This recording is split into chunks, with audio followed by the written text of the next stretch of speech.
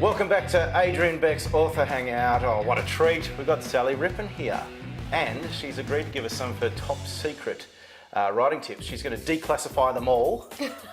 So by the end of this video, you're all going to be writing Hey Jacks and Billy B Browns and Polly and Busters, and it's going to be going through the roof. I thought you were going to say by the end of this video we'd have to kill them all because they all know my secrets. Well, just watch out. That's right. It's like those terrible, Japanese horror movies where you watch really scary things and the horror movie takes over. That's right. We're not going to do that. No, probably not. But it is magical. I reckon this is how Sally writes, because she writes about the witches, and I reckon maybe she is a secret witch. That's right. And it's all just magic. Is that right, it's Sally? It's all about the magic. Is it all magic? See, the glasses make you look you do. more intelligent straight away. What do you reckon? There's not even any lenses in those glasses for those watching it. It's just all a prop. Well, I can't have the hat and the glasses, so I have to choose. Okay. All right. So do you have a top secret writing tip for us? So it's not magic. There is actually... Well, I don't know. I think in some ways there is kind of a little bit of magic involved, because sometimes, and you would know this yourself, like there'd be some days your teachers would say, sit down and write a story, and there's no way you're going to come up with an idea. That blank page is just staring back at you. Yeah, and almost the more you try to think about it, the more stressed you become and the less the ideas come. So I guess I've got probably the first tip to start with is to think of something from yourself. So I think what happens is often kids, when they write, they think of things that they've read before or something they've seen on television, or they think about what they should write as opposed to just really thinking about who they are in the world. And I think all of my stories come from ideas from myself. So if you think about it, stories come from two places: imagination and experience. And I think kids rely a lot just on using their imagination. And we've all got great imaginations, and that's important, but your experience is different to anyone else in the world. So the way you see the world is different to me. So we could do the same walk. We could walk home from school together one day. And if we wrote down our experience of that walk, your story would be different to mine. That's right. Because you see the world differently to me. You pick up on different things. That's a good place to start. I'd be chasing the ice cream truck.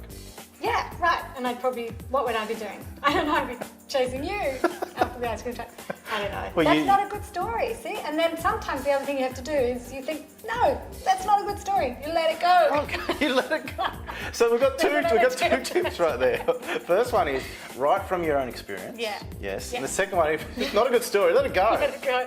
Well, because then the other thing about that is you can get mixed up between just something that happens to you on a daily basis and an actual story. And the way that you tell the difference is in the story something has to happen. You have to have a problem.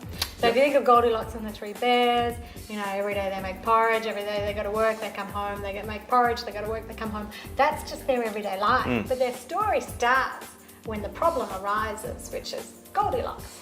And so a story has to have a problem. You need a problem. You do need a problem. And so it can be a really little problem. Like I've written Billy stories about things like losing teeth or not getting invited to a birthday party. The birthday mix-up, yes. Exactly, which actually I did as a mother, a really terrible thing. Took my son to the wrong cinema for the birthday party. I know, so that was my mix-up anyway.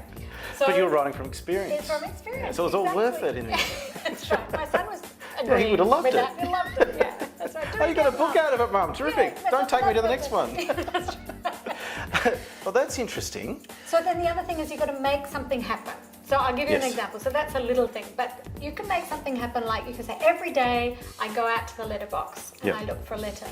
But one day when I open the letterbox, there's something in there, and straight away your story's going to start. So that's a little one, but you could have a big one. What was in there? Well, you get to decide, Oh, don't right. you? It A could be cupcake. No. Oh. Well, yeah, maybe a magical cupcake. Oh, a magical cupcake. But even if it's a letter, who's the letter from? Is it from an alien? Is it an invitation? Is it medical results? Is it exam results? They're all different stories depending on what letter is in there. Reminds me, I must check my mailbox. You do, I know. Yeah. Could be anything in there. Absolutely. And then the other thing is you could do a really big interruption to your everyday. So every day I catch the tram to go to work, but one day the tram breaks, suddenly I look out the window and there's a spaceship on the tracks. Wow. So straight away you know your story's going to get started. So that's what you do. You think about what your everyday life is, and then you think about an interruption to that. And that's what starts your story. The bigger the interruption, the harder it is to get your character back to the square A again. So you've got to think about that too. So if you're going to write a story, like a lot of kids that I do writing workshops with, all right, this is really annoying, guys, just letting you know. Every day I wake up But one day I don't wake up because I'm dead. Oh. I'm like, okay, where are you going to go with that? You're dead. You maybe do a zombie story. Yeah. But you got to open up the options, Yes. not shut them down. Okay. Yeah. So experience, but also thinking about what qualifies as a story. What's actually a story, and that's a problem that you have to solve. Right. And then the story becomes how your character How they solves fix the that problem. problem. Don't make it too easy for them. Don't say, the spaceship arrives, then it flew away again, because, then you don't have a story. You've got to make it hard for them. So Yes. what do they have to overcome to defeat the aliens from another planet? Yes. What do they have to bargain? How do they have to change? What makes them, really pull on their inner resources? All of those things. Don't make it too easy for them. Yeah. Don't make it hard. Yeah, you got to have a bit of fun and torment these Yeah. characters.